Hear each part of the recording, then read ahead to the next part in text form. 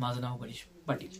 मी वीटभट्टी संदर्भात वरिष्ठ अधिकाऱ्यांना किंवा कलेक्टर साहेबांना, मुख्यमंत्र्यांना वारंवार 2 ते 3 वर्षापासून निवेदन देत आहे आणि माझं तुळजापूर तहसीलदार कार्यालयासमोर 3 आंदोलन आतापर्यंत झालेले आहेत, तरी कुठलीही कारवाई आतापर्यंत झाली नाही। आणि मी जिल्हाधिकारी कार्यालयासमोर सुद्धा रस्ता रोको आंदोलन केलेले आहे।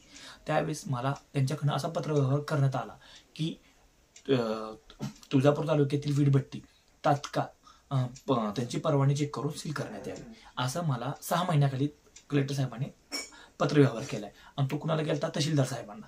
तहसीलदार साहेबांना आदेश देऊन सुद्धा तहसीलदार साहेबांनी कुठल्याही वीटभट्टीवर कारवाई केली नाही। मग का केली नाही हा प्रश्नचिन्ह मला निर्माण होतो। मग वरिष्ठ अधिकाऱ्यांची तुम्ही जर पालन करत नसाल त्यांच्या आदेशाचे, तर उपयोग काय? मग तुम्हाला रॉयल्टी गोळा करायला चालतं, बाकी सगळ्या गोष्टी गोळा करायला चालतात, पण तुम्ही कारवाई का करत नाही हा मोठा प्रश्न आहे।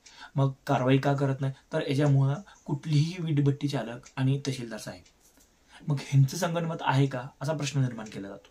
मग वीटभट्टी चालकावर किंवा ज्यांची परवानगी नाही त्याच्यावर कारवाई कोण करणार? कलेक्टर साहेब। आणि तहसीलदार साहेबांचं आता असं म्हणणं आहे की प्रदूषण महामंडळाची त्यांनी कारवाई केली। प्रदूषण महामंडळाचं राजपत्र किंवा त्यांची लेटर काही सगळे दिले आहेत, त्या सगळ्या लेटरमध्ये असं लिहून दिलेलं आहे की तहसीलदार साहेबांना किंवा कलेक्टर साहेबांना आदेश आहे कारवाई करायचा। मग त्यांनी कारवाई का करत नाही हा मला प्रश्न निर्माण झाला। मग याच्यावर कारवाई कधी होणार? आत्तापर्यंत त्यांनी कुठलीही परवानगी घेतली नाही। शेतकऱ्याचं लाखो रुपयाचं नुकसान होत आहे, प्रदूषणात मोठी वाढ होत आहे, तरी तहसीलदार साहेब गप्प का हा माझा मोठा प्रश्न आहे।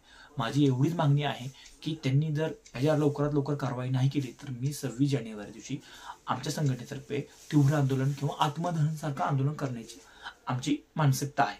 तर आम्ही एवढीच आमची मागणी आहे की तहसीलदार साहेब यांची वरिष्ठ अधिकाऱ्याकडे चौकशी करण्यात यावी आणि तात्काळ वीटभट्टी सील करण्यात यावी। आणि त्यात तर तहसीलदार साहेब जर स्वतः दोषी सापडले तर त्यांच्यावर तात्काळ निलंबनात करण्यात यावी ही मागणी आहे।